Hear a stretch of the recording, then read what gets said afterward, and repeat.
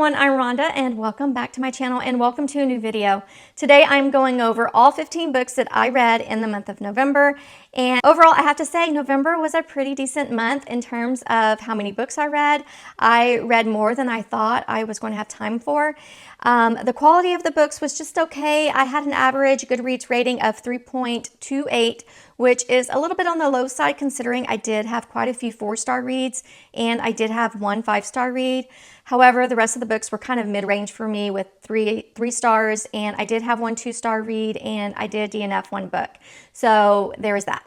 In terms of genres, I read a ton of contemporary romances. I was getting a little bit into the fall vibe, so I read a couple of fall romances. I also, around the middle of November and the end of November, was really getting into the Christmas spirit, so I ended up reading some Christmas romances too. So I read 10 of those contemporary romances, and one of them was a novella and one of them was a short story, so it did kind of bump up those numbers. I also read one thriller, one YA fantasy, one contemporary fiction, one fantasy romance, and one sci-fi. So I definitely read kind of a mixed bag of different genres, which I'm not mad about. Finally, let's talk about how I did with my November TBR. I did a video, I believe it was at the end of October, where I used my prompt jar to help me pick books to read for November, and I ended up picking 7 books, and of those 7 books I got through 8 of them, so that is pretty good. I'm not mad about that. I did DNF one of those books, but that's okay. I got 6 books off my TBR cart, so I am not mad about that at all. And that was my refrigerator. Alrighty, with those stats out of the way, let's go ahead and get started. And I actually prefer to go over books in the order that I read them, just because I feel like you can get a sense of where my mindset was at any given point of the month. But the very first book that I read in the month of November is The Boyfriend by Rhonda McFadden. And I had high hopes going into this one because I have heard a lot of buzz about how good this one was, but unfortunately it did not fully hit the mark for me. The story centers around a woman who meets and kind of falls for this seemingly perfect guy who may not be as great as he seems. Around the same time that she meets him and starts dating him, there's some murders that are going on in the area, and she's beginning to suspect that maybe her boyfriend or this new guy that she met might have something to do with it. So the idea of this book sounded fantastic, and it sounded like something I would be really into when it comes to thrillers, but it did take me several chapters to get into the story. And I usually find that McFadden's writing is engaging and very easy to read, and I can just fly through it. And I did really like the dark, suspenseful atmosphere that she created with this one, and it did read fast. But I just felt like the pacing on this one just felt a little bit off, and some of the plot twists did seem forced or came out of nowhere. And then the characters themselves, yes, they were interesting, but I don't know, there's something about them I did not like. I don't know if it was they didn't have the depth I was hoping for or what, but something about it just kind of made it hard for me to fully invest in what was going on with them. And then let's talk about the ending. Rhonda McFadden is known for pulling the rug out from underneath you that last time. And the ending with this one was not that great. It left me feeling kind of meh. And I hate using that word, but that's the only word I can think of. It was just not as impactful or satisfying as is usually expected in a Rhonda McFadden book. Overall, this is not a terrible read, and if you are looking for something quick with a touch of suspense, you guys might still enjoy it, but for me, it was just okay, and it's not one that I would rush out and recommend to you guys. I actually originally gave this 3 stars, but after talking it through with you guys, I'm leaning more towards a 2.5 star. The next book I read is Can't Help Falling by Courtney Walsh, and this book was so adorable, and it was a great little fall romance to give me those fall vibes. And if you are into slow burn romances, then this is the perfect book for you. Courtney Walsh also writes books that have no spice at all and no foul language, so if you're looking for those kind of books, those clean, just wholesome romances, then I would definitely recommend this as well. But this was exactly what I needed when I was wanting just a cozy fall romance. So this one is a contemporary romance set in a small town, and it's part of the Sweater Weather series. The story follows Owen and Emmy, who have a shared history that makes things a little bit complicated. Owen left town 8 years ago after his fiance left him at the altar, and now he's back. He's joined the local fire department. And then there's Emmy, who's always been shy and a little bit of a wallflower, and she was once a good friend of Owen's and had a pretty huge crush on him. When she confessed her feelings right after he got left at the altar, Owen was caught off guard, and he ended up leaving town soon after. Fast forward to the present time, and as I mentioned, Owen is back in town and he joined the fire department, but he ends up saving Emmy from a house fire. So that is where we are at in this book, and their story goes from there. What I really loved about this story was how real and sweet it felt. Emmy is so still in love with Owen, and she's still so shy around him, which just makes for some genuinely tender, sweet moments that I was really into. And then in regards to Owen in the present time, he is a little bit of a grumpy hero, so you have a little bit of a grumpy sunshine trope. He has a little bit of trust issues, and he has some baggage, so he's not really ready to let anyone in yet. But despite all that, there's no unnecessary drama or crazy third act conflicts, which I appreciated in this book. I don't always want to read about drama.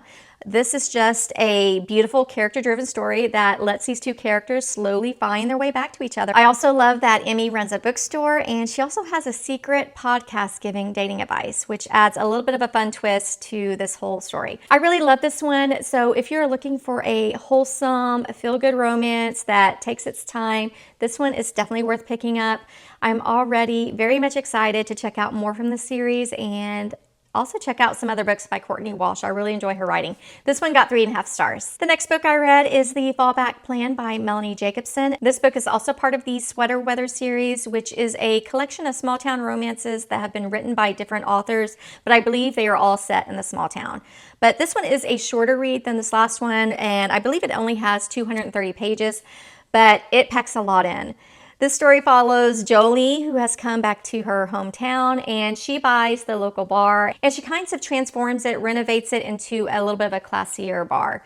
So Jolie, when she grew up in this town, she was poor, and she was a daughter of the town drunk, and because of that, she was bullied quite a bit. So returning home is kind of a big deal because when she left town to go to college, she graduated from college and she kind of made a name for herself. When she gets here, she runs into Lucas, who is the town sheriff, and he was actually one of the boys who bullied her in high school. So things are a little bit tense between Jolie and Lucas.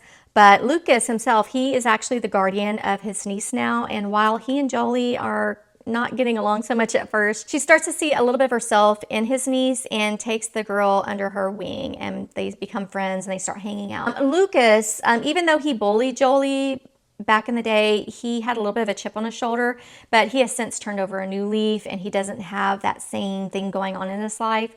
So he's a little bit of a different person. But I really love Jolie's strength and determination. She's come back to town successful, and that is very much inspiring, but I'm not sure about the grudge she holds against the town because, I don't know, it just felt like it was a bit much. I get that she was not treated well, her family wasn't treated very well, but it felt a bit much to blame the entire town.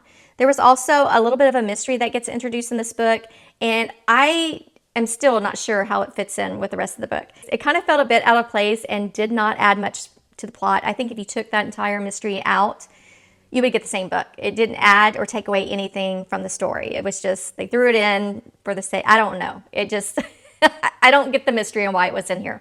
Overall, I enjoyed this one. It was a sweet romance set in the fall, and Jolie's background and growth definitely made the story very engaging and entertaining. The romance is cute, and while I could have done without the random mystery, this was still a fun read and I had a great time with it, and I would absolutely recommend it. I gave it 3 stars. Next up is a new release that I read, and that is Lost and Lassoed by Lila Sage.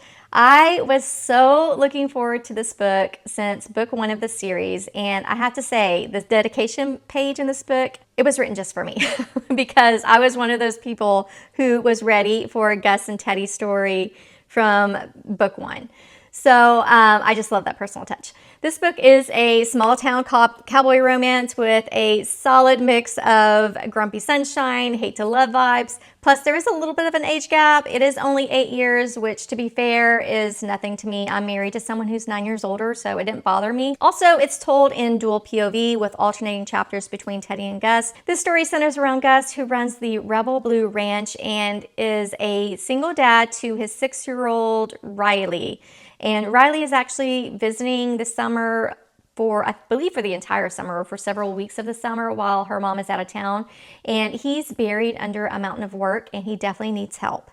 So enter Teddy, who has been laid off, but Gus hires her as a live-in nanny, and with these two, they just cannot stand each other, and they are suddenly forced to spend time together, and there's a lot of forced proximity, and it's just pure romance gold. The banter is so fun. These two absolutely despise each other and have a history of not getting along, and their inner monologue is hilarious. It's actually a little bit immature, but I didn't mind it at all just because it made me laugh and cackle so much.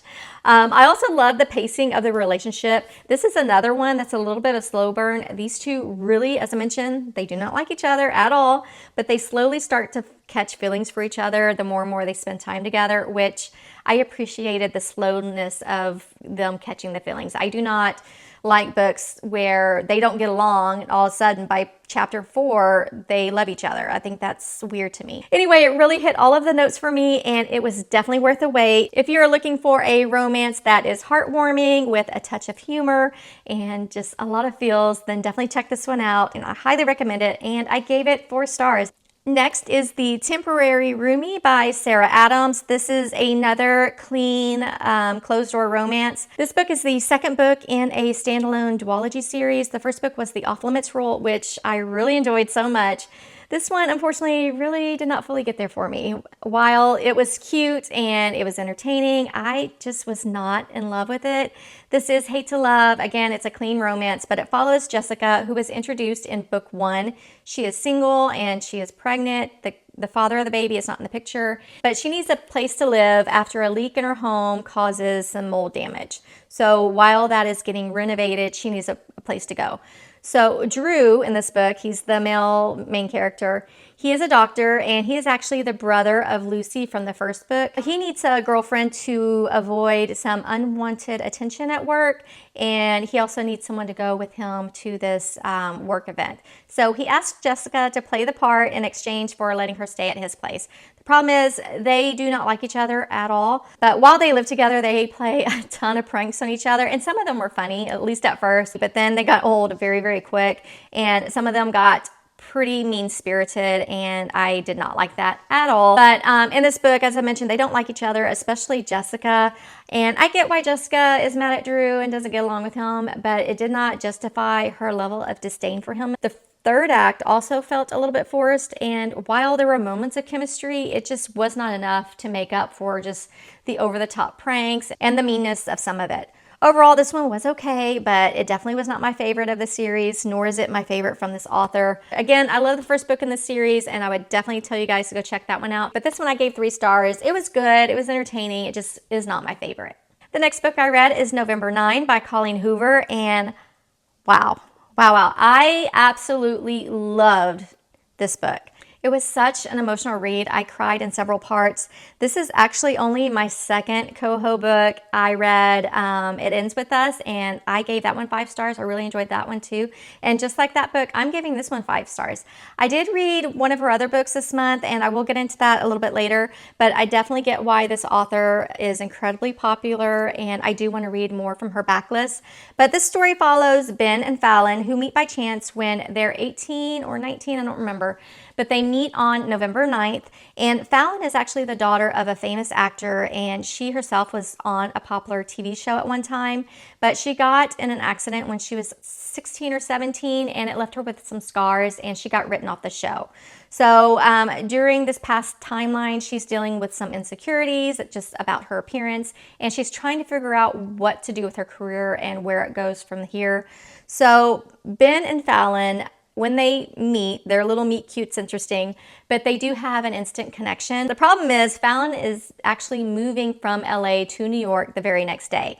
So they decide, after spending this entire day together, not to exchange information, and instead they make a pact to meet on the same date, November 9th, every year at a predetermined place.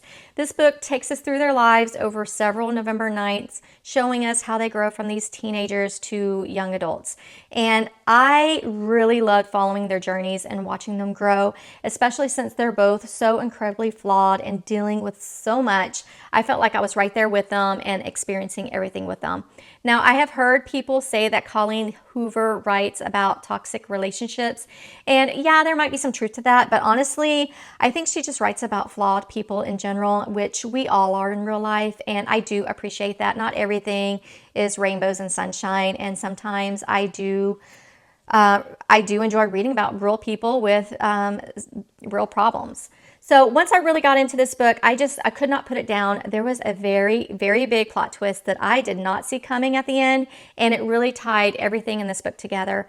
Overall, this was just a captivating story, and after this being my second 5-star book by Coho, I can't wait to dive into more of her books. The next book I read is Nice Work, Nora November by Julia London, and I've read and enjoyed some of this author's historical romance. She is actually a historical romance writer, but this is my first time picking up one of her general fiction novels, and actually I'm not sure if this is her debut novel into the general fiction genre, but I really liked it. This book, I would say, yes, it's general fiction, but actually it's probably more like a women's fiction, but it does have a tiny hint of a romance. But outside of that, it's so much more. The story follows Nora November, who after a near-death experience, she decides that she's going to live life on her own terms. She's had this experience where it was life-changing for her. So she wants to make a reverse bucket list, which is a list of things that she wants to do after she died, since technically she was dead for a few minutes. So watching Nora go on this journey of self-discovery and growth was just really inspiring. I also really appreciated the way the book handles mental health and panic attacks. It felt very authentic and respectful, and I truly did appreciate that. Overall, I enjoyed this one so much. It has such a powerful message about holding on to hope, even when it feels like there's really nothing left to live for. It's definitely worth a read if you're looking for something that's both uplifting and thought-provoking, and there was definitely a lot of depth in this book. I gave this one 3.5 stars, and I would absolutely recommend it. The next book I read, and I do not have it with me, I think it's in with my other books in my closet, but it is Divine Rivals by Rebecca Ross. This book had so much potential. This one is a YA fantasy romance with a rivals-to-lover plot set in the early 1900s during a war between some gods. There is a magical typewriter and there's letter writing, and it sounded really unique and it sounded promising. It sounded something I would really enjoy, and I do love books that have letter writing. It's one of my favorite things. But unfortunately, I really did not love this one. It was not my favorite. This story centers around Iris and Roman, who start off as rivals at a newspaper. Their relationship takes a little bit of an interesting turn when they discover magical typewriters that allow them to send letters to each other. Now, what starts as a rivalry slowly grows into something deeper as they share their thoughts and fears and hopes through these letters. And honestly, I hate to say this, but I found myself so bored reading it. It felt more like a cozy fantasy than the exciting, immersive, sweeping story that I was hoping for and expecting, given that this book is an incredibly hyped book. And it's also loved by other book lovers. So not only was I bored with it, but one of the problems I had with it was with the world building, which was really lacking. And I think the story desperately needed more of that just to bring it to life. Overall, it was just incredibly disappointing. I did not love it, especially with all the hype surrounding it. I don't understand. Maybe I'm just not the right audience for this one. I don't know. Maybe I'm too old. Maybe if I were younger, I would enjoy it more. But I gave this one 2 stars, and I think those 2 stars are actually very generous. If you love this one, I'm very happy for you. But for me, I just did not connect with it, and that's why I gave it 2 stars. Next is The Songbird and the Heart of the Stone by Carissa Brabant, which is the 3rd book in the Crown of Nyaxia series, and it is the 1st book in the Shadowborn duet. I struggled with rating with this one, but I think I ended up giving it 4 stars. This one is a fantasy romance that follows Mish and Asar as they take on a dangerous mission to collect relics from different levels that lead into the underworld, and this is called The Descent. So that is really just the gist of the plot, and really that's all you need to know. First off, the writing in this book, beautiful. And you are thrown right into Misha's story from the start. It's so descriptive, and it has loads of beautiful, vivid imagery, which I did love, but at times it did feel like it was a bit too much. And I felt like because it was so heavy on the imagery and the description, it took a lot away from the pacing of the story and also of the characters. One thing I did wish for was more back and forth between Mish and Asar. There just was not enough of it. There wasn't enough interaction between them two, which was surprising because they are around each other as they're going into this descent for weeks. There's also very little chemistry, and it just was not enough, I don't know, interaction or banter between the two of them for my liking. Plus Asar, and actually I don't know if that's how you pronounce it, but his character did not feel as developed as it could have been. It was more I feel like the emphasis was more on the setting and the descriptions than getting to know these characters deeply. And then let's talk about Mish. She is actually one of the side characters in the first 2 books in the Crowns of Naxia series, and I loved her in those books. She had a fun, bubbly personality, and she was also a little bit of a free spirit. But we did get hints there was something else and something a little darker lurking there, like there was more to her story. So when I heard she was going to be the main character in the second duology, I was on pins and needles. I was so looking forward to this series, but her character in this book was pretty disappointing. She actually did not feel like the same character as in those first 2 books. There was very little, if any, of that personality from those first two books in this one, and I just found her a little weak and really just not as likable as she was in those previous books. There was a lot of woe is me from her, which I do find grating in characters in general. And then finally, let's talk about the meat of the book. As the story progresses through the different levels of the underworld, it just became incredibly repetitive and underwhelming. I know I'm bashing this book some, but there were some things that I did like about it. So while I was reading this book, I was leaning towards a 3-star rating during the first half of this book just because I was not loving it as much as I thought I would. But then the second half of the book came along and everything started to fall into place. I found myself hooked and invested, and then the ending happened and it completely ruined me, which is why I decided to settle on 4-star. It might be more of like a 3.5-star read for me, but I did bump it up to 4 stars on Goodreads. Will I read the next book? Yes, but given my thoughts on this one and how underwhelmed I was, I will definitely be lowering my expectations a little bit. Overall with this one, I'm settling on like a 3.5, 4-star read just because I was so underwhelmed with this one, sadly. So at this point of the month, I was starting to get in the Christmas spirit and I wanted to read some good holiday books. So I read a couple of shorter holiday reads, and the first one I read was The Mistletoe Motive by Chloe, I don't know if it's Lise or Lisi, and I'm giving it a surprising 4 stars. This is surprising because I don't typically read seasonal books like this one. So this is a holiday contemporary romance novella that's basically You've Got Mail, but with a modern twist, and it's a bookshop setting, just like You've Got Mail. It was so cute, and I had the best time reading it. It was so entertaining. The story follows 2 co-managers, and they are kind of like rivals at an independent bookstore. She's all about the holidays and full of cheer, while he's more of the grumpy, serious type. So they each bring their own strengths to the shop, but things are getting a little bit tough financially for the store, and unfortunately the shop may not survive. So to save their jobs, because I believe the store only has enough money to have one of them on full time, they end up having a little bit of a competition. So whoever sells the most books during the holiday season wins, and they get to keep their job. So that's the gist of the book. So this book had all the best tropes. There was grumpy sunshine. There was a little bit of hate to love. It also had a great neurodivergent representation. Our lead female character, Gabriella, is on the spectrum, and I absolutely loved reading about that. I have read several books where the main characters are neurodivergent, and for some reason, every one of them I have absolutely adored. Those characters, I just want to wrap them up in a hug. I just love those characters so much, and I really love reading books about people who are neurodivergent. But anyway, this was such a fun read. It had a cozy holiday feel, and it had me smiling the entire time I was reading this. If you're looking for a short, sweet romance, then this one is perfect for the Christmas season. I definitely recommend this one. Again, I gave it 4 stars. The next holiday book I read was Cruel Winter with You by Ali Hazelwood, which I also gave 4 stars to, which is even more surprising because this was just 70 pages. I don't typically enjoy those at all. I really do not like reading short stories just because I don't feel like there's enough pages or enough time to write a well-developed story, but this one definitely surprised me. This one is about Jamie and Mark, who are former childhood friends who get stranded together at Mark's house during a snowstorm after Jamie comes by to borrow a roasting pan for her dad. So there is a lot more going on between them than just being snowed in. They have some history that adds so much more depth to their dynamic, and it was really interesting.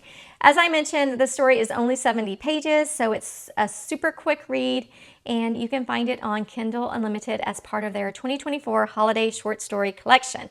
So even with its shorter length, it did hit all the best notes. It had childhood friends, best friends, brother vibes. It also had a great amount of tension. The pacing was perfect, which is something I don't often get with short story. That was one of the surprising parts to it. The plot felt so well developed, and honestly, I really wish it were a full-length novel just because I wasn't ready for it to end. It was such a cute story. So if you're looking for a short, sweet, wintry romance that packs a bit of a punch, then definitely give this one a try. I gave it 4 stars. So after all of those sugary, sweet romances, I needed something a little bit darker, and I picked up Dark Matter by Blake Crouch.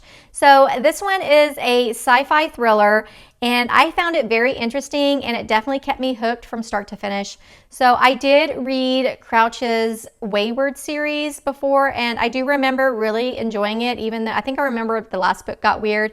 But I could not wait to dive into this one just because of my experience that I had reading something else that he wrote. This book follows Jason Desson, who is a married professor whose life takes a little bit of a wild turn when he's abducted and he wakes up in a reality where he's not married and he does not have a son, and instead he is a world-renowned scientist. So this story is all about his struggle to find his family, and he's trying to piece together what's going on and how to get back to his wife and son. So this book reminded me a little bit of the movie Coherence, which, by the way, if you haven't seen it, definitely go watch it. It's on, I believe it's on Amazon Prime. This book kind of gives off those same mind-bending vibes that I got from Coherence, and the story itself is captivating, and it really makes you question just your choices and the paths that you take in life. The writing itself, even though it's dealing with something kind of sciencey like quantum physics, it was super easy to follow, and it was explained very, very well. This book was not hard to get into, especially for someone like me who does not have a science background. I do not have a science brain, but I think the author did such a great job of explaining it, and also because of the fact that I saw Coherence, it just definitely helped me connect the dots with what was going on in the story. Even if you haven't seen the movie, but please go watch it. It's really good. I think the book itself is still an amazing read, and I was able to follow just fine. I absolutely enjoyed this one. I gave it 4 stars, and I would absolutely recommend it. So after Dark Matter, I followed that one up with another holiday romance, and that is Courtney Walsh's newest holiday romance, and that is Christmas with a Crank, not to be confused with Christmas with the Cranks, which is one of my favorite Christmas movies. Comment below if you know who wrote the short story that one was based off of. It's surprising. Anyway, this is a clean, wholesome, small town, childhood friends to lovers, closed-door holiday romance, and it is the second Courtney Walsh book that I read this month. This is centered around a small town's Christmas tree farm, and it is the pride and joy of the town. But for Liam, the main male character, he thinks it's just a money pit wrapped in holiday hype. He's not interested in taking over the family business, and he's perfectly content to stay away from the whole Christmas tree scene and sell it to a developer. But then Olive comes along, and Olive is Liam's childhood crush, and she wants to show him what makes this farm so special. And she also wants him to see the magic and peace it brings to the entire town, and just in time for one last Christmas celebration for this farm. So Olive has actually been hired by Liam's family to plan some events centered around this Christmas tree farm's last Christmas season before it's sold to developers. For Liam, there is a bit of a Grinchy vibe going on, and I think you can probably expect where it's headed. This is a classic Grumpy Sunshine dynamic that can be so fun when done right. And I appreciated the holiday cheer and the cozy small town setting. The descriptions really brought the Christmas spirit to life, and there were definitely some heartwarming moments that made me smile throughout the book. The chemistry between the 2 main characters is definitely where it's at, and I enjoyed their banter and interactions and the way they come together. With that said, the story did not fully hit the mark for me. The plot felt a little bit predictable, and that's not a big deal, but I felt like the pacing was a little bit slow in parts. Even though this book is under 350 pages, I did feel like it is a little on the long side for this type of book. Overall, this was a cute and entertaining holiday romance, and it had some nice moments, and I was definitely grinning and sighing, but I did feel like it was missing just a little something extra to make it stand out. But if you are looking for a light feel-good read to get you into the Christmas spirit, then this could definitely be a solid pick. It's not my favorite of the Courtney Walsh books that I read this month, but it's still a fun way to spend an afternoon. But I gave this one 3.5 stars. It was cute, but not my favorite. Next is Love on the Brain by Ali Hazelwood. This is the book that I did a soft DNF on back in March, and I picked it up again this month with the hopes that I would be able to finish it. And while I really enjoyed the concept of the STEM-focused romance, I just couldn't get into it as much as I hoped. I read almost half of this book, and I just was not connecting with the main couple's character. I didn't really love the main female character. And then also the pacing fell off for me. I think that's a common theme for this month. I think a lot of the books that I did not like it had pacing issues. But I felt like I was putting this one down more often than I was picking it up and wanting to continue with the story. And I really wanted to love this one because I enjoyed The Love Hypothesis. That was the first book that I read in her Stemnus series back in March as well. But this one, I just ended up not finishing it because sadly, it just was not holding my interest. So that is why I DNF'd it. We have neared the end and I'm ready to talk about the very last book that I read this month. And let's talk about It Starts With Us by Colleen Hoover. I'm giving this one 4 stars. Now, if you've read It Ends With Us, then you know how much of an intense book that one was. It was raw, it was emotional, and it just left a big impact on me. So this book is the follow-up to It Ends With Us, and it dives deeper into Lily and Atlas's story, giving us more about what happened in their past as well as what's going on in their present and future.